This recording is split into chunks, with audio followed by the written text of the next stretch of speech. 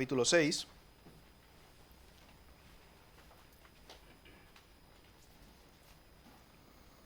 Y obviamente todos estos mensajes tienen mucha polémica, y lo admito y lo reconozco que es así. Pero hay que predicar, como dice la Escritura, todo el consejo de Dios. Amén. Y hoy trataremos el tema de los siervos / esclavos y los amos, etcétera, etcétera. Hoy en día, en nuestros tiempos, entre comillas, modernos o posmodernos, que sería quizá la forma más real de definirlos, el tema de la esclavitud teóricamente está prohibido, eso no existe, teóricamente. Pero vemos en el tiempo de la Escritura, en el contexto cultural en el que se desarrollaba la Biblia, ya tanto en el Antiguo Testamento como en el Nuevo Testamento, que lo que era la esclavitud era una situación o una condición propia del día a día. Efesios capítulo 6, versículos del 5 al 9. Dice la Escritura: siervos, obedeced a vuestros amos terrenales con temor y temblor, con sencillez de vuestro corazón, como a Cristo, no sirviendo al ojo como los que quieren agradar a los hombres, sino como siervos de Cristo, de corazón, haciendo la voluntad de Dios, sirviendo de buena voluntad como al Señor y no a los hombres, sabiendo que el bien que cada uno hiciere, éste recibirá del Señor, sea siervo o sea libre.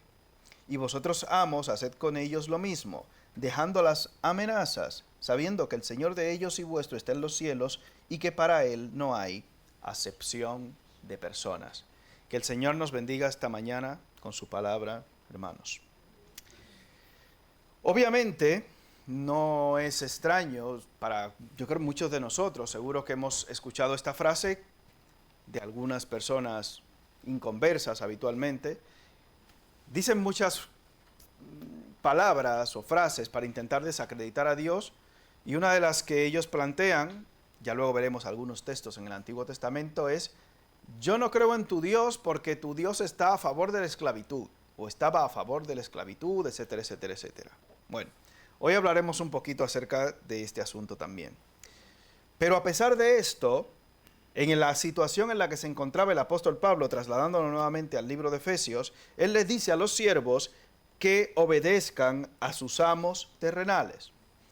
Traducido en el idioma nuestro de hoy en día, del 2026, usted que es empleado, yo creo que la mayoría de los que están aquí son empleados. ¿Hay algún empresario aquí? ¿Algún amo, algún jefe, algún patrón? No, bueno, empleados o autoempleados. No he visto detrás de aquí, bueno, o autoempleados. Eso también es otra cosa. Usted, como empleado, como el que está aquí, tiene, dice la Escritura, que obedecer a su jefe. Hijos, obedecen en el Señor. Esposas, sujetaos a vuestros maridos. Los siervos, empleados, obedeced a vuestros amos terrenales. Obviamente la misma acepción que corresponde tanto a la esposa, a los hijos, etcétera, corresponde aquí a los siervos, a los empleados, a los esclavos, siempre y cuando no sea pecado lo que te manden, obviamente. No es ninguna cosa extraña que los jefes de hoy en día y de antigüedad también den órdenes a sus empleados pecaminosas. Quizás eso es menos común en el tema de esposo o esposa o de padres e hijos, pero en el caso de lo que son siervos o empleados, ustedes y yo sabemos que en muchas ocasiones los empleadores, los jefes, los amos, bueno, la palabra amo quizás en este caso no aplicará mucho hoy en día, dan muchas veces órdenes pecaminosas a sus empleados, ya sea de desfalco, ya sea de cuélame por aquí, o haz esto y tal. Lo sabemos, funcionan de esta manera. Usted debe obedecer, pero es necesario obedecer ¿a quién? A Dios antes que ¿a quién? Que a los hombres. Es una circunstancia difícil, eso lo entendemos, y usted tiene que orar y presentar al Señor esa situación e intentar solventarla. Presentarle de forma tal a su jefe su condición, porque eso es parte de su testimonio. Porque su jefe, no creyente probablemente, yo he conocido teóricos, jefes cristianos, que mandaban a sus empleados a hacer cosas en contra de la ley, fíjese. Pero usted, que supongo que es el caso de los que están aquí, de la mayoría, que tiene un jefe no creyente, es el único reflejo de Cristo que probablemente ese jefe va a ver. Y si usted colabora con él en sus acciones de pecado, usted no le está dando testimonio a él de Cristo. Entonces usted, por quedar bien con el jefe, está quedando mal con su real patrón, con su jefe supremo que es Cristo. Usted tiene que obedecer a su jefe, pero usted sabe que muchas veces la desobediencia, entre comillas, a los jefes trae consecuencias. El rey proclamó un edicto en el tiempo de Daniel, ¿recuerdan? Había que hacer, ese edicto tenía que ser obedecido y no podía ser abrogado. Pero Daniel tenía que obedecer a Dios antes que a los hombres. Y obviamente ustedes saben el resultado para Daniel. ¿Dónde fue lanzado a Daniel? Pero por la gracia de Dios, la gloria de Dios se manifestó en la vida de Daniel de forma tal que el rey luego fue, ¿tu Dios en el que tú confías te salvó? Sí. Y vemos el cambio en el rey y el edicto posterior que dijo, cualquiera que sirva a un Dios diferente, ya sabe lo que le va a pasar. En su casa se va a quemar todo, y se va a convertir en un muladar. En ciertas circunstancias, tienes que, en la que te exija o te pida a tu jefe que peques, tienes que mostrarte firme. Porque probablemente a través de esa reacción, aunque te cause problemas, la salvación puede venir a esta gente. El testimonio de Cristo va a venir a esta gente a través de esa circunstancia. Y a veces nos preguntamos, Señor, ¿y por qué tú permites que yo esté en esta situación? Porque necesitas dar testimonio del Evangelio a pesar de lo que te pueda acontecer en ese momento, ¿eh? Porque las consecuencias para Daniel eran bastante trágicas en el caso de obedecer a Dios. Lo mismo le dijeron a los apóstoles cuando sucedió esto que mencionamos con el versículo. Les azotaron y le dijeron, no volváis jamás a hablar en este nombre, ¿eh? ¿Y ellos qué dijeron? Es que no podemos. Entonces al jefe que te mande a pecar, pues no puedes. Y tienes que darle testimonio a él con respecto a esto. En el resto de cosas que te pida tu jefe, debes hacerlo, dice la Escritura, utilizando dos palabras, con temor y temblor. Tú y tu jefe no sois iguales. No sois colegas. Él es tu jefe y él es que te paga. ¿No te gusta? Pues te aguantas. Hazte empresario, entre comillas, y a ver cómo te va. Hazte jefe tú. No, pero es que usted no. Es tu jefe y te paga. La Biblia dice que lo hagas con temor y temblor. La palabra temor es probos, que significa fobia. Yo supongo que prácticamente todos los que estamos aquí hemos estado alguna vez sin trabajo. Yo creo que casi todos. Mis hermanos, estar sin trabajo, siendo hombre principalmente, es algo torturador. Si usted es medianamente responsable o hombre, si no tienes ayuda, si tienes alguna ayuda del gobierno, un momento concreto, etcétera, dice, bueno, lo sobrevivo, lo llevo ahí. Pero lo que hemos tenido una circunstancia complicada en un momento específico de la vida, sin trabajo, sin ingresos, etcétera, nos podemos identificar de que el estar sin trabajo es una situación bastante preocupante para un hombre con responsabilidades. Si usted vive en la casa de sus padres, pues se puede relajar un poco. Pero si no es así, es una situación muy difícil. Y da miedo usted tener la posibilidad de perder su trabajo, los que tenemos, gracias a Dios, trabajo. Usted se imagina quizás que esté sin trabajo o X semanas o meses, y eso es una sensación aterradora, le entran las palpitaciones en el cuerpo. Porque dice, es que tengo que llevar los pagos de tal o cual manera, etcétera, o tengo gente que depende de mí, muchas cosas. Usted tiene que servir y obedecer a su jefe con temor y temblor, con fobia. Pero esta palabra no solamente abarca el término fobia, sino que puede ir desde reverencia, en el caso de Dios, hablando de temor, hasta terror del miedo. O sea, es una palabra que abarca muchas cosas. Dentro de ellas también el respeto. Usted tiene que ser respetuoso con su jefe. Usted tiene que ser consecuente con su jefe. Si su jefe le dice, llegue aquí a las 8, usted tiene que llegar a las 8. Es lo que hay. Usted tiene que llegar a las 8 porque fue la hora. Ahora, pacte con su jefe, negócielo, etcétera, etcétera. Mira, vamos a ver si puedo llegar antes e irme antes. Se habla y se negocia, es algo que se puede. Usted es empleado, no esclavo, gracias a Dios. El esclavo no tiene capacidad de negociar. Ahora, si su jefe le dice no hay otra vía, pues usted tiene que obedecer a su jefe. Es lo que hay. Eso está claro. Quizás una idea, yo me puse a pensar un poco en lo que era el temor y el temblor. Porque yo creo que muchos de nosotros no hemos, ya después de mayores, no hemos vivido esa experiencia de tener lo que es una sensación de temor con temblor. O sea, que vayan las dos cosas juntas. De niños quizás sí. Yo de niño recuerdo una escena en la que he tenido temor y temblor, obviamente. Por allí, por mi sitio, en esa época se hacían muchas caravanas políticas y era con multitudes de gente, tal, etcétera. Y los que eran de los partidos contrarios, como yo vivía en una zona que era posterior o de patio, los que estaban por ahí, que eran de otros partidos, le tiraban piedras a los que estaban pasando por la calle en las caravanas, imagínese usted, y pan, y no sé si le partieron a alguno en la cabeza, imagínese usted, cosas de nuestros países que tristemente pasan. Y en ese vaivén, algunos de los que estaban en esa caravana que iban, estaban armados. Y entonces se armó, yo, claro, un niño, no me acuerdo, yo estaba más pequeño que Lucas, seguro, yo estaba pequeñito entre comillas, tendría 7, 8 años, una cosa así. Y sales a ver la multitud de gente, wow, mucha gente con banderas de colores, etcétera. Y comenzaron entonces los de las piedras y los de los tiros. Y yo me quedé simplemente pegado de la pared con temor y temblor. Y ya ahí yo supe lo que era el temor y el temblor. Pero un temor y un temblor paralizante.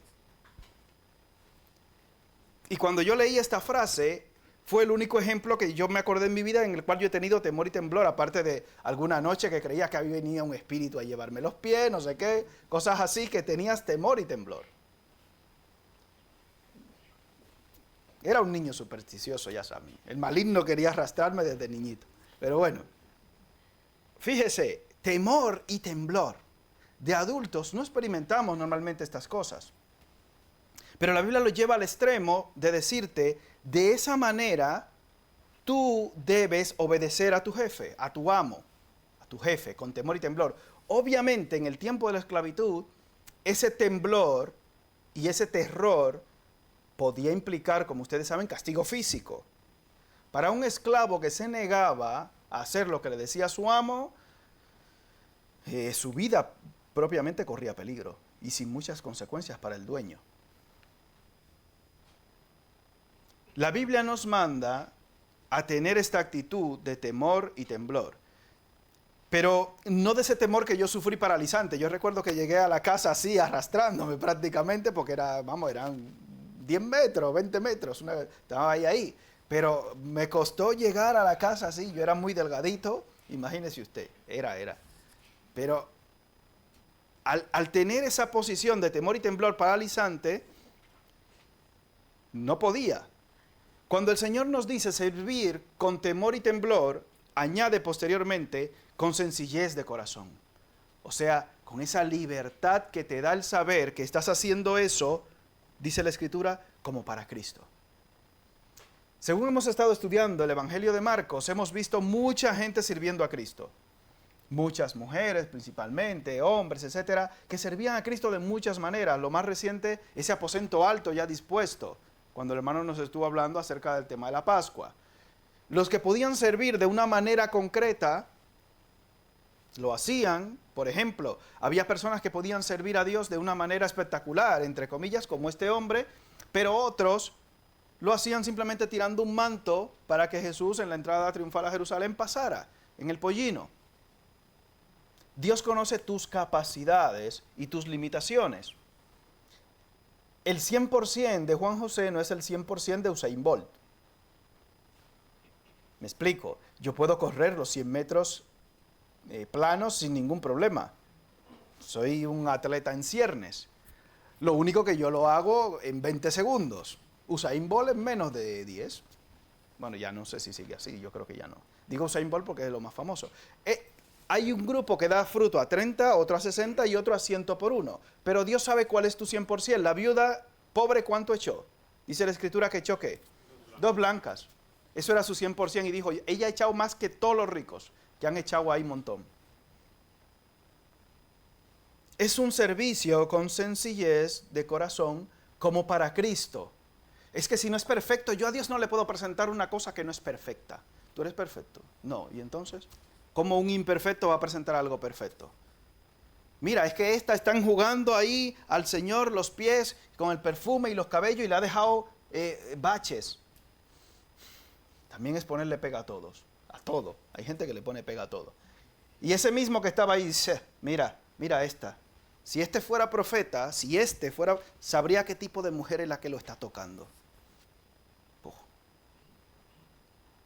Y ella fue, dice la Biblia, de que donde quiera que se predique el evangelio se contará lo que ha hecho esta, para memoria o gloria suya también. Pero había gente también criticándole, fíjese usted. El Señor sabe cuál es tu capacidad. Y hay una frase que me gusta mucho, mejor hecho que perfecto. Mejor hecho que perfecto. ¿Eso significa que lo voy a hacer de cualquier manera? No significa eso. Tú vas a dar tu 100%, el tuyo. Porque lo que yo estoy haciendo es con un corazón sencillo como para Cristo. ¿Usted sabe lo que significa sencillo? No necesariamente simple. Algo sencillo es algo fácil de entender. Algo fácil de entender. Algo contrario a lo que es el pensamiento de una mujer. Es muy difícil de entender. Pero bueno, eso soy yo que soy poco cortito. Pero quizá ustedes pueden tener esa capacidad de entender muchas cosas. Tradicionalmente se dice que el pensamiento del hombre es sencillo y el de la mujer es complejo. Probablemente tienen razón, eso ya lo dejo para ustedes de tarea. Pero algo con sencillez de corazón. Y hay gente que se esmera, aún sin poder, en hacer cosas sencillas pero muy bonitas y exquisitas. Esto es lo que tengo, Señor, y esto ofrezco. ¡Wow! ¡Qué bendición! ¡Gloria a Dios! Y hay gente que se viste de una manera muy sencilla y queda espectacular.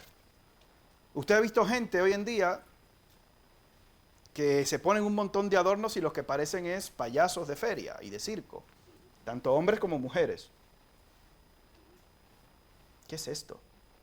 El cristiano lo hace con sencillez como a Cristo, porque aquí está hablando a siervos cristianos, no a siervos impíos. El siervo impío, el empleado no creyente, cede a todas estas cosas que son muchas veces pecaminosas. Pero usted que es creyente, tiene que servir con una sencillez de corazón, como a Cristo mismo. Y ver ese reflejo en los evangelios de las personas que servían a Cristo, cómo lo hacían. No lo hacían perfecto, dentro de lo que podían, lo máximo, lo mejor.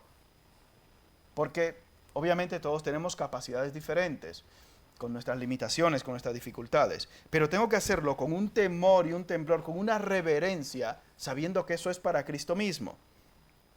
Y aquí vemos la diferencia de los países, en Europa al menos, que fueron impactados de forma directa por la Reforma Protestante y los que no. Y gran parte de esto lo vemos en los países que hoy en día en Europa son catalogados como ricos.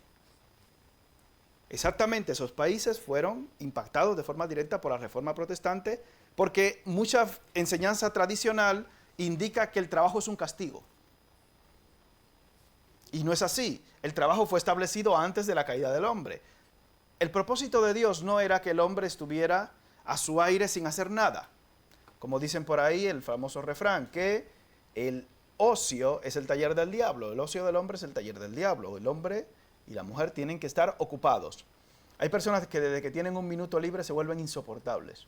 Y el Señor, mándale 4 trabajos para que nos deje tranquilos, porque no hay quien lo aguante. Desde que tengan un tiempo libre, comienzan a ver un montón de cosas que no hay que ver, y a fijarse en cosas que no aprovechan. El trabajo no es un castigo, y muchos en esta época, como le he dicho, pueden notar la diferencia entre ese grupo de países que hoy son catalogados como ricos y, por ejemplo, España, Portugal y otros países que no fueron impactados de forma directa por la Reforma Protestante, ustedes ven que han quedado en una situación económica totalmente diferente, muy desventajosa en comparación con ellos. Porque uno de los aspectos que se trataba y que se enseñaba es, lo que se haga tiene que ser con excelencia, porque es algo que se hace para el Señor.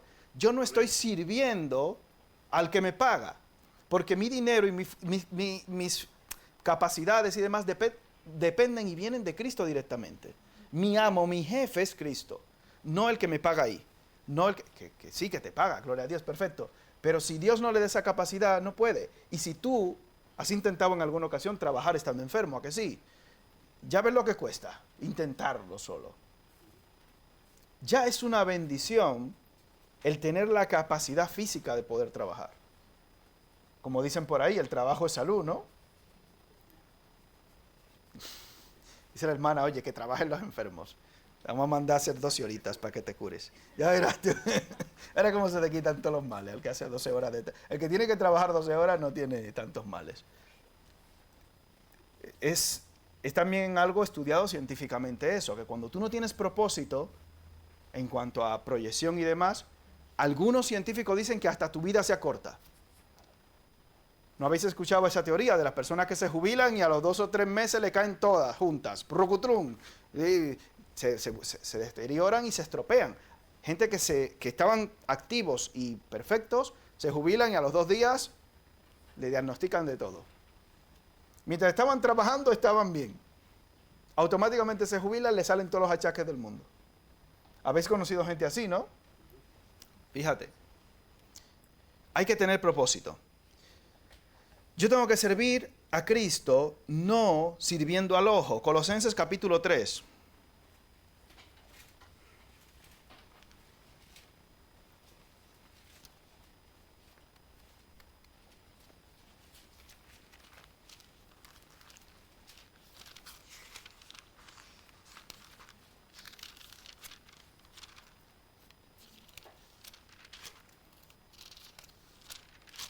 Versículos 23 y 24.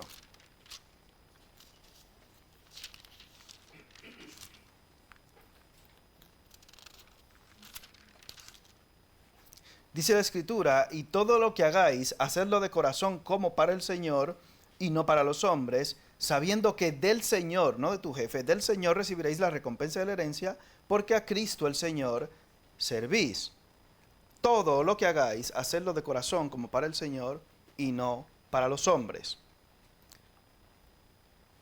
Seguro que conocéis a aquellos empleados que mientras está el jefe mirando son espectaculares. Automáticamente deja el jefe de mirar o de estar el móvil. Conocí a uno que era así, que automáticamente le decían que venía el jefe o él solía o lo ve. Y vamos muchachos, aquí, agarra hacerlo aquí. Y decía el jefe, este tiene madera de capataz, este va para capataz. Automáticamente si ve el jefe, venga, a sentarse y a relajarse. Usted sabe, cuando usted es creyente y está trabajando, que su jefe, Cristo, Dios mismo, le está mirando siempre. No solamente usted tiene que hacer las cosas cuando lo está mirando su jefe, porque usted no sirve al ojo, como dicen los que quieren agradar a los hombres. Se supone que usted está haciendo su labor con el propósito de agradar a Cristo, Amén. Que me ve siempre. Él ve las veces que te escaqueas. Gracias a Dios nosotros los creyentes no fumamos, pero conozco gente que al día por lo menos 1 hora y pico menos trabaja en el break del piti, como ya, para el piti. Y hay 1 hora diariamente que se pierde en eso. Y alguno decía que por ley estaba permitido para nosotros los fumadores. Y me decía un hermano, y yo que no fumo, tengo que trabajar a la semana 5 horas más que él, que es más de mediodía. Es que yo, pues, el piti, dice, hombre, pues yo me voy a coger los 15 minutos de la Coca-Cola. Pero eso usted tendrá que hablarlo con su jefe, ya sabe que eso le va a traer consecuencias. Si usted dice no, sus compañeros lo primero le van a machacar. Pero hay gente que está en esa circunstancia. Usted como creyente, hora que le pagan, hora que tiene que trabajar, si trabaja por hora.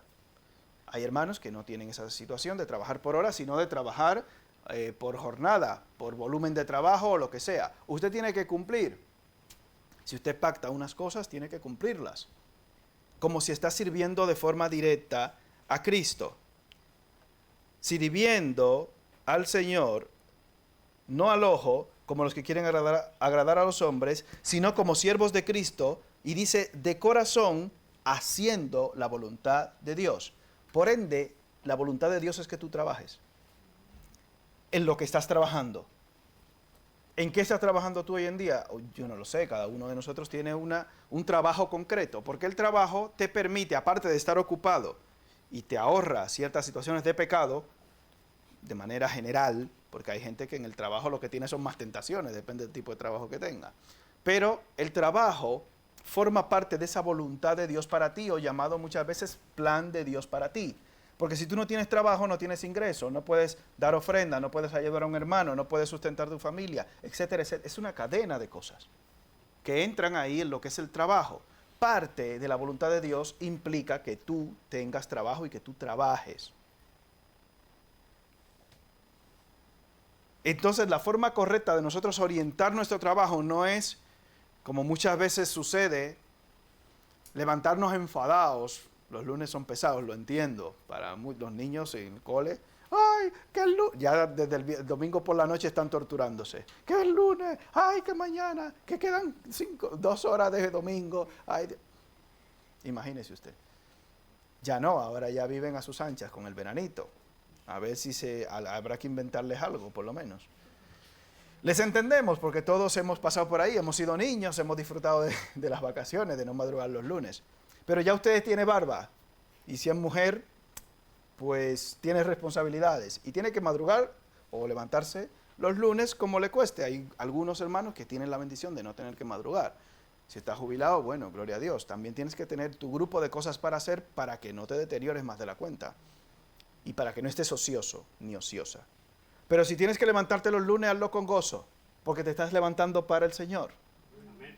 Cuando tú trabajas para el Señor. Amén.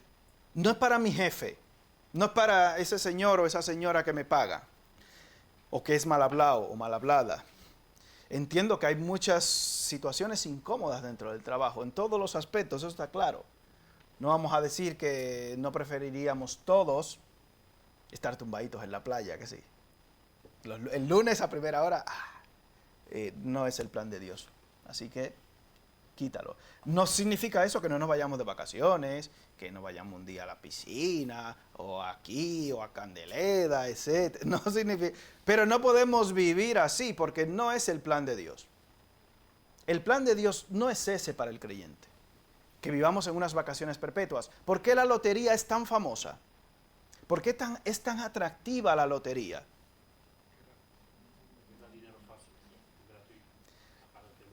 Y eso es lo que te vende. Fíjate, no recuerdo un anuncio que decía, las vacaciones no sé qué perpetuas, y te venden esa imagen, lotería tal, y una gente en la playa. Siempre te presentan eso como, para hacer lo que quieras, y lo que quieras hacer es nada. Porque lo que tú quieres hacer es nada, que sí, pues tienes que jugar la lotería. Y esa es la única empresa que nunca deja pérdidas. Fíjate tú. Porque se engaña a la gente con esa ilusión de que el trabajo, ay, qué malo, ay, madre mía. No, debemos aprender nosotros como creyentes a verlo desde una perspectiva diferente. Pastor, pero yo no tengo trabajo. Ora a Dios que te dé un trabajo adecuado. Ora a Dios que te dé un trabajo, que no sea que te tronche en cuanto a las cosas espirituales. Pastor, pero yo soy ama de casa. Eso también es un trabajo. Es tu trabajo. Tienes que hacer ese pescado frito para la gloria de Dios y desguste de tu marido, y el pastor, si lo invita, también se lo come. Gloria a Dios, eso es una bendición. Eso es un trabajo también. Es un trabajo. Más o menos remunerado, pero es un trabajo. Eso es un trabajo y también es para la gloria de Dios. Que estoy dedicado a mis hijos. Eso es un trabajo. Los niños dan mucha guerra normalmente. Y lo único que dicen, bueno, si dan guerra es porque están sanos. Pues mira, gloria a Dios, eso es que están sanos. No me dejan dormir y tal. Eso es que están sanos. Pues si tu niño tiene 32 años y no te deja dormir, tendrás que hacer algo, ya ahí hay un problema. Sano no está. Sí. Y si tiene 32, yo lo echaría ya de casa, pero vamos, con 20 y pico hay que intentar echarlos ya. Porque si no se acomodan, se enquistan ahí, se hace un quiste y eso es malo. Pero es la voluntad de Dios que tú estés hoy donde estás. Es parte del plan de Dios para tu vida que tú hoy estés donde estás. Si no, pregúntaselo a José. Señor, pero ¿qué Dios quiere formar en ti? Pues no lo sé. Yo he pasado muchos años de mi vida haciendo muchas tareas repetitivas en los trabajos donde he estado, y a veces te aburres y hay esas horas, y seguro que muchos de vosotros a veces tenéis trabajos así un poco repetitivos y aburridos, pero es parte de lo que Dios quiere formar en ti, en tu carácter, en tu persona. Y debemos verlo de esta manera. Señor, ¿qué quieres tú enseñarme? En vez de hastiarme, de enfadarme, de frustrarme, pensar, ¿qué Dios querrá de mí con esto? ¿Me querrá enseñar paciencia con esto? ¿Me querrá comenzar a verlo de una manera diferente? Y ponernos quizás en los pies o en la piel de José y decir, claro, José pasando por todas estas cosas en la cárcel y tal, ¿para qué querrá el Señor prepararme? Y ver nuestra vida y nuestra circunstancia actual con esa perspectiva de decir, al final, como a los que aman a Dios todas las cosas le ayudan a bien, Dios tiene un propósito glorioso con esto, aunque yo ahora no lo vea. Esa debería ser la actitud correcta para que no estemos todos los lunes frustrados, hermanos, para que no estemos todos los lunes frustrados. Si es incómodo levantarse los lunes temprano para ir al trabajo, más torturador e incómodo es no tener trabajo. Ay, Señor, dame lunes con trabajo. Luego vas a orar. Entonces, levántate con gozo. No con la cara de tornillo de los lunes. Levántate con gozo. Si no, pues acomoda los domingos para que no te acuestes tan tarde. Amén. Y así, pues te levantas los lunes de una mejor manera y de un mejor ánimo. Eso es una posibilidad. O no te pongas a cenar muchísimo los domingos. Si cenas más de la cuenta, vas a dormir mal, etcétera, etcétera. Estás haciendo la voluntad de Dios con tu trabajo. Tu trabajo cumple los propósitos de Dios en tu vida y probablemente en la vida de otras personas de forma directa o indirecta. Pero bueno, aquí, pastor, estamos hablando de la esclavitud, de la servidumbre. ¿Es la esclavitud voluntad de Dios? Y aquí entonces ya abrimos un debate y una situación diferente que tiene que ver con la circunstancia cultural de ese tiempo. No podemos decir que Dios está de acuerdo con la esclavitud, como no podemos decir que Dios estaba de acuerdo con el divorcio, ni que Dios estaba de acuerdo con la poligamia. Era algo que sucedía y que Dios en ese tiempo concreto, por la circunstancia propia nuestra, de nuestro pecado, como aclara el mismo Señor Jesucristo, dice, en el principio no fue así. El diseño de Dios para el hombre y para la mujer no es que existiera divorcio, ni esclavitud, ni que existiera poligamia, por ejemplo. Pero por la dureza de vuestro corazón y por la circunstancia de pecado, el mundo ha ido y fue degenerando desde el principio hasta hoy en todo esto. Pero al principio Jesús aclara, no fue así. No es parte del propósito de Dios la esclavitud, como ninguna de estas cosas que hemos mencionado. Por tanto, en la Escritura lo que hace es presentar una circunstancia concreta y regularla, intentar regularla en el pueblo escogido de Dios. En el caso de Israel. Porque usted sabe que todos nosotros nos descarriamos, dice, como ovejas. Todos estábamos perdidos y descarriados. Dentro de ese grupo de descarriados, muchos llamados, pocos escogidos, Dios rescata un pueblo. En el Antiguo Testamento vimos el caso del pueblo de Israel, lo rescata y le dice, ustedes ya no van a ser esclavos de nadie, sino que me pertenecen a mí.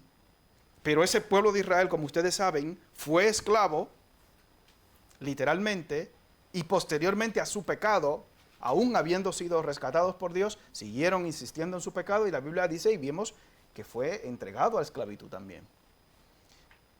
¿Cumplía la esclavitud en un momento concreto, en determinadas circunstancias, con el pueblo de Dios, el propósito de Dios? Sí. No podemos decir que la esclavitud se le escapó a Dios. ¿Permitía a Dios en ese momento esa circunstancia? Todo esto, lamentablemente, sucedía. Y Dios estaba al tanto de ello. Pero tiene que ver de forma directa con esas consecuencias del pecado. Cuando Jesús viene, no tiene el propósito de abolir la esclavitud, como me decía uno. No. No tenía ese propósito de abolir la esclavitud física, sino la más importante, que era la espiritual. Amén. Y esa idea también queda en la gente, porque quieren trasladar el discurso de Jesús o manipularlo para insinuar que era un discurso de bienestar físico. Todos ya somos iguales, ahora todos tenemos lo mismo, ahora todos ya... No es verdad. Jesús no vino a eso. Dijo, dad a César lo que es de César y a Dios ¿qué? Lo que es de Dios. Este Jesús no me gusta. Y hoy en día es lo que quieren muchas veces proclamar por ahí en algunas iglesias. Que Jesús vino y Dios a quitarnos todos los problemas de este mundo. No es así. Él vino a darnos libertad a pesar de los problemas que hay en el mundo. Porque este mundo está condenado al deterioro. Porque la paga del pecado, ¿cuál es? No hay otra solución, no hay otra vía para este mundo. Hasta que todas las cosas sean restauradas nuevamente, vamos a tener esclavitud, vamos a tener situaciones de pecado, vamos a tener problemas, vamos a tener dificultades, vamos a tener de todo esto. De forma tal que el mismo Jesús dice, a los pobres siempre los tendréis con vosotros. Hoy en día existe la esclavitud en este tiempo moderno. Teóricamente no. Teóricamente no, pero yo he visto unos documentales, hay un hermano que a veces me invitan por ahí a las casas y no sé qué, y no sé por qué le encanta ponerme documentales de la India, no sé por qué, cosas de la India. Y allí pues tienen unos zulos con niños y tal. No, ellos están aquí aprendiendo y le pagan al día, no sé si son 50 céntimos al día por hacer ropas, prendas. Usted verá y note que en alguna de sus ropas dice no sé qué, Bangladesh, no sé. ¿Existe la esclavitud hoy en día? Sí. Teóricamente no. Teóricamente no. Vi otro reportaje de Dubái o de Arabia Saudí, si mal no recuerdo, que llevaban allí personas de Asia y las tenían y las llevaban. Eran sus autobuses, trabajar y del autobús a su zona concreta en Emiratos Árabes, si mal no recuerdo, para que construyeran los edificios y todo eso. Y ellos, en esas condiciones tan malas, estaban aún así encantados, porque le pagaban, no sé si era el doble de lo que le pagarían en su país. Pero estaban confinados y no podían salir, estaban confinados del autobús a su gueto, a su sitio concreto, al trabajo, al autobús, al trabajo. Nada más. No iban a estar mezclándose con los jeques ni con los turistas. Del autobús al trabajo, del trabajo y ya nada más. No vivían a todo tren como allí viven. ¿En China existe la esclavitud? Teóricamente no. ¿Y en España existe?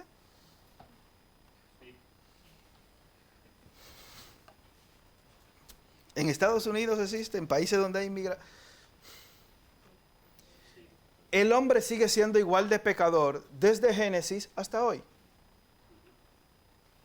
Hasta que Jesucristo venga y restaure todas las cosas, lamentablemente seguirán existiendo todo este tipo de asuntos.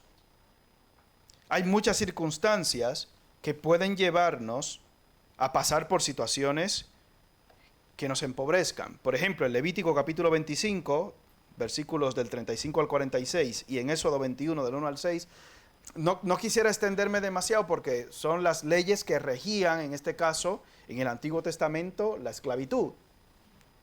Y había una distinción, yo para no hacer el mensaje demasiado extenso, con estos detalles, había una distinción entre lo que eran siervos hebreos y esclavos de otras naciones o regiones próximas. Tenían unas leyes diferentes para unos o para otros. Y en el libro de Éxodo, por ejemplo, decía que si ese esclavo, ese siervo, después de haber cumplido con su servicio, porque había circunstancias concretas que llevaban a las personas a tener que entregarse como esclavos ellos o sus hijos. Era así. En el caso de Faraón, por ejemplo, y de José, recuerdan que en esos primeros 7 años de abundancia se recolectó grano, trigo, etcétera. Y en los 7 años posteriores, que fueron de las vacas flacas, llegó un punto en el cual se acabó todo lo que tenían los demás, lo del pueblo, y le dijeron a José y a Faraón, oye, tomarnos como siervos y esclavos por lo menos por comida, para que no muramos, a nosotros y a nuestros hijos. Y a partir de ahí, pues eso, Faraón fue rey, señor y dueño de todo Egipto, y de toda la tierra conocida en ese tiempo, etcétera. Porque se entregaron ya como esclavos. Prefiero ser tu esclavo que morirme de hambre. Es así. Y a veces hay trabajos que no cogemos por placer, sino por necesidad. Si o trabajo esto o me muero de hambre, es que no queda de otra, o tengo que pedir en el metro. Bueno, pero hay otros trabajos que gracias a Dios nos dan satisfacción. Nos gustan y nos dan satisfacción. Yo he tenido algún trabajo así que me ha gustado y me ha dado satisfacción. Me han tratado bien de sueldo, de horario, de todo. Sí, no todos tienen ese privilegio, lamentablemente, pero algunos en alguna ocasión hemos disfrutado y recordamos a veces con añoranza algún trabajo así. Y en el caso de Éxodo decía, si ese siervo se quiere quedar, pues mira, no pasa nada. Dice, yo prefiero estar contigo que estar por ahí, siendo, entre comillas, independiente. Imagínate tú ser siervo de Abraham o de Isaac, hubiera sido nosotros los que tenemos la piel un poco más tostada, no lo hubiéramos pasado tan mal como ser siervos de cualquier otra persona en aquella época, Dios nos libre, pero hubiera sido totalmente diferente. El estar ahí o convivir, recordamos el caso de Eleazar, por ejemplo, era un hombre que no era un esclavo más, era un siervo encargado de otros. Y hay gente que para el tema de lo que es emprender o ser jefe o liderar algo, tienen muchas dificultades. Muchos no, algunos de ustedes quizás se han hecho alguna vez autónomos. Yo voy a ser mi propio jefe, y ahora se vende esa idea a la gente. Tienes que ser tu propio jefe, tienes que ser un emprendedor, una emprendedora, una mujer empoderada, capaz. Te haces autónomo, 300, no sé qué, el trimestre, el no sé cuánto. Dice, no, yo empleado de quien sea por lo que sea, punto. Si usted ha vivido esa circunstancia, usted dice, autónomo, ni de broma, cero, nada. Yo empleado que cobre todos los meses y no quiero saber nada, como si se hunde el techo y el cielo. Yo nada más quiero que los días 28 me paguen y ya. Si usted vive esa experiencia, usted se va a dar cuenta de que muchas veces es mucho más práctico y más fácil eso. Ahora bien, el que no se arriesga no gana, pero tampoco pierde. Entonces, no es tan sencillo. A mí me sorprendieron mucho las declaraciones de una ministra por ahí, que ha propuesto trabajar menos y cobrar más. Que aquí en España van a conseguir el objetivo de trabajar menos y cobrar más. Y hay alguno que le dijo, si ya tiene la varita mágica de Harry Potter, que nos enseñe el truco para trabajar menos y cobrar más. Yo no sé si eso es posible, pero bueno, si te haces ministro o político de alto X o senador, quizás puedes conseguirlo, pero si no es así, yo lo veo complicado. Pero bueno, oye, ya veremos cuál es esa fórmula mágica de trabajar menos y ganar más. Hay un montón de circunstancias que nos pueden llevar a un extremo de pobreza y de necesidad. En algunas ocasiones esas circunstancias pueden estar dadas por mis propias decisiones malas. En otras circunstancias, esas decisiones pueden ser literalmente ajenas a mí. En el caso de decisiones ajenas a ti, hay hermanos venezolanos varios aquí. En los años 70 y 80, Venezuela era espectacular, era un paraíso. Al igual que Cuba, antes de haber entrado Fidel Castro y su gente, era un país espectacular, entre comillas, y otros países, podemos poner ejemplo, digo, de hermanos que están aquí presentes. Pero de un momento a otro fueron deteriorándose y esas circunstancias han cambiado. Eso es una cosa ajena a ti, que ha llevado a una circunstancia de dificultad que probablemente te hará tomar trabajos o emigrar o situaciones diferentes a las que tú deseabas. Pero en otras ocasiones nuestras propias decisiones nos llevan a empobrecernos y a tener que tener doble trabajo, echar horas extras, porque hemos tomado malas decisiones financieras o económicas o hemos metido la pata de alguna manera y tenemos que solventar esas circunstancias. Ejemplo de circunstancias ajenas a la voluntad propia, la de José. José, ¿qué culpa tiene? Vienen los hermanos, lo cogen, lo venden, esclavo, ¡pum! Pero una situación diferente, la de Sansón, que fue tomado como esclavo. ¿Pero por qué? Por sinvergüenza, entre comillas, y su propio pecado. Por estar ahí con la Dalila, para acá y para allá, lo cogen y lo esclavizan. Y ahora te sacamos los ojos y esclavo. ¿Puedes tomar tú malas decisiones? Sí, si te compras un coche que no puedes pagar, probablemente te lo quiten. Eso pasó aquí en España en la crisis. ¿Se acuerdan, no? Supongo que muchos conocéis casos de ese tipo, que no podían pagar las casas o los coches. Y claro, hombre, lo que pasa en el tema de las casas fue algo diferente porque estaban sobrevaloradas también. Se pasaron ahí y luego te decía el banco, esa casa que tú has pagado 100, ahora vale 50. ¿Y por qué? Pues porque lo digo yo. Pero si tú me has cobrado 100, te la estoy devolviendo en 100, no, yo te la recibo en 50. Bueno, habéis alguno tristemente vivido cosas como esta. Pero hay muchas situaciones que nos pueden llevar a estar económicamente muy apretados. Hoy en día no nos tenemos que vender como esclavos, gracias a Dios. Hay un hermano que de broma le pone precio a los órganos. Espero que sea de broma, que lo haga. Amén. Me dio una lista de precios. Tal órgano vale tanto, tal. No sé de dónde ha sacado eso. Me dijo que fue de internet, pero estoy asustado yo. Pero bueno. Independientemente de nuestra situación, el objetivo de Dios o los planes y propósitos de Dios no varían. Porque José, aún siendo esclavo en la cárcel, fue fiel. Aún siendo esclavo en la casa de Potifar, fue fiel a Dios. Pero Sansón, siendo libre, teniendo las fuerzas, las capacidades, etcétera, etcétera, ¿cómo vivió Sansón? De una manera totalmente desordenada. No sé si llegar al punto de decir perdidamente. Como el hijo pródigo, así vivió. O sea que tu situación, tu condición, es lo que te está diciendo el apóstol Pablo, no debería variar tu relación con Dios. No debería hacer que tu situación o tu relación con Dios cambie. Si vamos a Gálatas capítulo 3,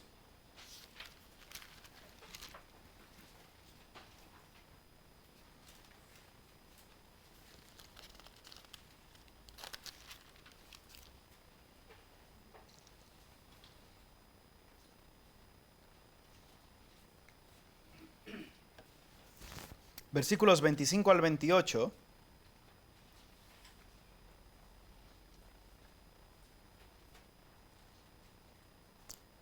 dice la Escritura, pero venida la fe, ya no estamos bajo ayo, pues todos sois hijos de Dios por la fe en Cristo Jesús, porque todos los que habéis sido bautizados en Cristo, de Cristo estáis revestidos. Ya no hay judío ni griego, no hay esclavo ni libre, no hay varón ni mujer, porque todos vosotros sois uno en Cristo Jesús. Si eras esclavo, si te sientes esclavo, en Cristo ya eres libre. La circunstancia externa que en ese momento se vivía, o que tenían los que eran siervos o esclavos, no les autorizaban para vivir una vida desordenada delante de Dios. No, ya Cristo me hizo libre, así que me voy de aquí. No. Aún la esclavitud en ese momento cumplía los propósitos de Dios. Aún la esclavitud en ese momento cumplía los propósitos de Dios. Fíjate, de ese caso tenemos, por ejemplo, Onésimo, ¿recuerdan? Hay varios casos de hombres. Se dice que Félix, aquel ante el cual se presentó Pablo en Hechos capítulo 26, 25 y 26, fue esclavo, pero que en medio de su esclavitud, de su servidumbre, pudo escalar y llegar a subir y adquirir una posición de importancia dentro del gobierno. Hay personas que aún en una circunstancia de absoluta desventaja son bendecidos. Cuando la gracia de Dios está contigo, independientemente de tu circunstancia y de tu situación, tú vas a ser bendecido, tú vas a recibir bendición. Pero hombre, no he dejado de ser esclavo. Cuando nosotros pensamos en Efesios capítulo 1, en esas bendiciones que hemos recibido espirituales por parte de Dios, Hemos sido bendecidos con toda bendición espiritual en los lugares celestiales con Cristo. Eso automáticamente derriba cualquier situación externa que yo tenga. Y eso es lo que le transmite el apóstol Pablo también a esta gente que estaba bajo el yugo de esclavitud. Ustedes en Cristo ya son libres. Cualquier cosa, circunstancia externa, ya sea de esclavitud, de enfermedad, de crisis, de necesidad, etcétera, que se esté presentando hoy en tu vida, pasa a un segundo, tercero, cuarto, octavo plano. ¿Por qué? Porque ya en Cristo tú eres una nueva criatura. ¿Tengo que hacer esto para sobrevivir? Pues no me queda de otra. He dicho, hay cosas que dependían de ti, cosas que no. Malas decisiones que tomaste, pues te llevan y te acarrean a tener que cumplir y hacer más horas. Circunstancias externas del país o de la situación que te ha venido, o que tu familia se produjo una desgracia. Estábamos en la conferencia hablando de Martin Lloyd-Jones y decía que en una situación muy difícil se produjo un incendio en la empresa familiar, si mal no recuerdo, y eso les hizo un desastre económico tal que no les permitió económicamente levantar cabeza. Tuvo el padre que emigrar, creo que fue a Canadá, etcétera, y la familia estuvo separada y pasaron una época muy mala. Eso no dependía de ellos, imagínate, es una circunstancia que ha venido. Pero a pesar de eso, los propósitos de Dios se cumplieron a través de esas cosas. ¿Estamos a favor de la esclavitud? Pues claro que no. ¿Es algo que existe porque estamos en un mundo caído y pecador? Pues claro que sí. Ahora, la Biblia nos dice, el mismo apóstol Pablo, yo he aprendido a contentarme cualquiera que sea mi situación. Si yo estoy en una condición difícil hoy, es porque Dios lo ha permitido. Ahora no, es que yo metí la pata. Bueno, pues si tú estás en una condición difícil hoy porque has metido la pata, da gracias a Dios que eres su hijo y te está reordenando la vida. Estoy en una situación difícil por circunstancias ajenas a mí. Pues da gracias a Dios que estás hoy en un país diferente, desarrollado, y que estás en las manos de un Dios soberano que controla aún las crisis.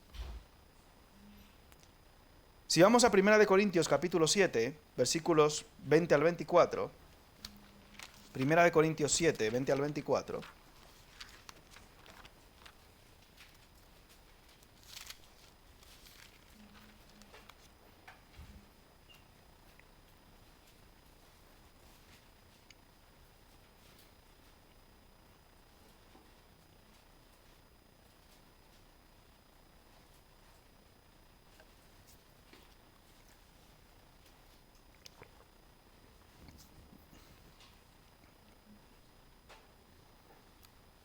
el versículo 20 de 1 Corintios 7 dice, cada uno en el estado en que fue llamado, en él se quede. Podríamos cerrar el mensaje ahí, pues así te quedas.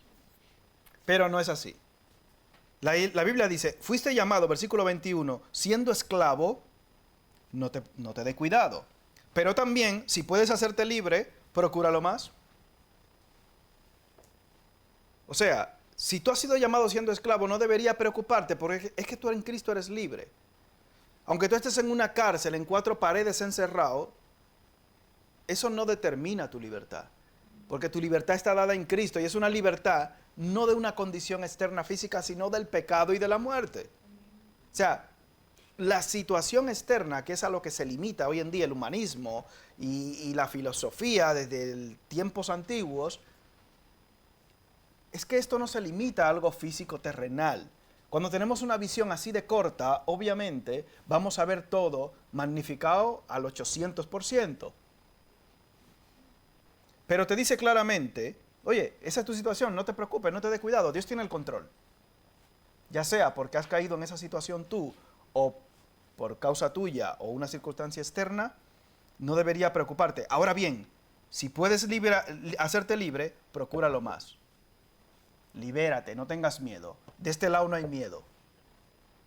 Si puedes hacerte libre, libérate. Ahora bien, tu objetivo de vida, lo que te dice Pablo, no es la libertad si has sido llamado en Cristo siendo esclavo. Tu objetivo de vida, y aquí posteriormente el capítulo sigue desarrollando, tu objetivo de vida si has sido llamado a Cristo siendo soltero, tu objetivo de vida no es casarte. Si tú has sido llamado siendo casado, Dice aquí también Pablo, tu objetivo de vida no es desligarte. Dije, no, ahora yo me voy a hacer soltero para dedicarme al Señor. Ojo con eso. Si tú has sido llamado en esa condición, dice, no pasa nada. En esa condición en la que tú fuiste llamado, glorifica a Dios. Ahora bien, que has sido llamado como esclavo, ¿te puedes liberar? Pues libérate. Que has sido llamado soltero y te puedes casar, pues bueno, cásate, dice, no peca. Ahora, si has sido llamado casado, así te quedas, no te vas a liberar. No te va a librar ni de uno ni del otro, eso no. Me voy a librar de este viejo o de esta vieja. No, no es así. Si has sido llamado siendo casado, casado te quedas. O sea, no hay una libertad para eso, salvo las cláusulas que la Biblia establece. Entonces, si puedes mejorar tu situación, procúralo. Pero esa mejoría de vida no es tu objetivo ni propósito de vida. Tu propósito de vida, si eres esclavo, no es ser libre. Si eres pobre, no puede ser hacerte rico. Si eres soltero, no es hacerte casado. Tu objetivo de vida es casar. No es eso. Ser la princesa Disney o el principito del caballo. No es eso, del caballo blanco o del burriquito de Shrek, lo que sea. No es tu propósito de vida. Tu propósito de vida es reflejar a Cristo donde tú estés y en la condición en la que estés. Lo cual no quita que procures mejorarla. Eso no lo quita. Ni que procures cambiar esa situación. Pero no es tu objetivo ni propósito de vida. Porque nosotros hemos sido bendecidos con toda bendición espiritual en los lugares celestiales en Cristo. Mi propósito de vida ya trasciende mucho más de cualquier situación terrenal. Versículo 22. Porque el que en el Señor fue llamado siendo esclavo, liberto es del Señor. Asimismo, el que fue llamado siendo libre, esclavo es de Cristo. Tu situación es totalmente diferente. Tú eres un siervo, un esclavo de Cristo. Por precio fuisteis comprados, no os hagáis esclavos de los hombres.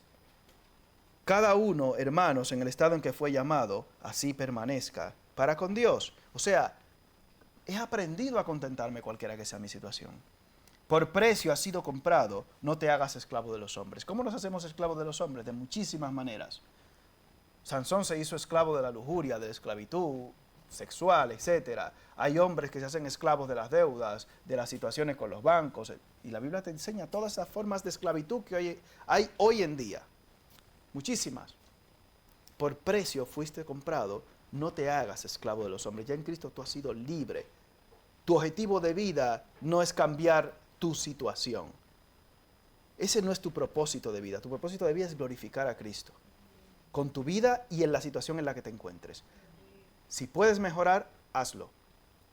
Que tienes el deseo, la inquietud de montar una empresa, un negocio, en oración y dependencia de Dios, pues lo puedes intentar.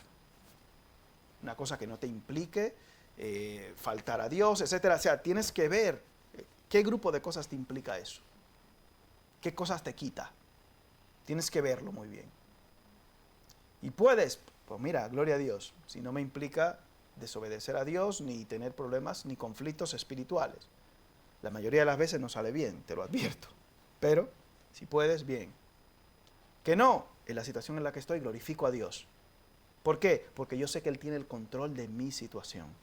Yo sé que mi vida y mi futuro descansan en Él, aunque sea ama de casa.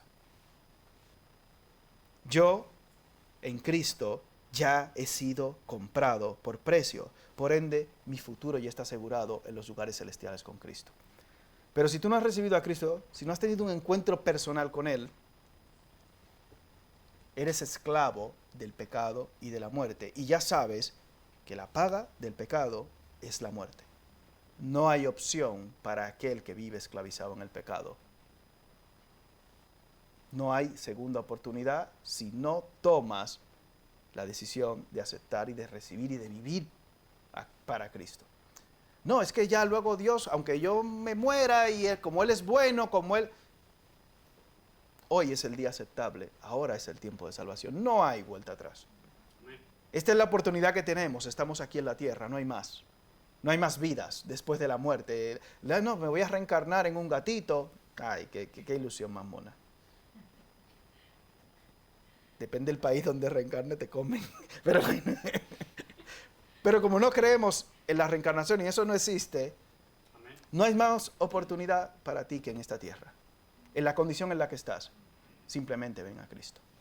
Padre, te damos gracias por este privilegio que tú nos das, de poder tener tu palabra con nosotros, independientemente de nuestra circunstancia y nuestra situación, disfrutar de las bendiciones espirituales que tenemos en ti.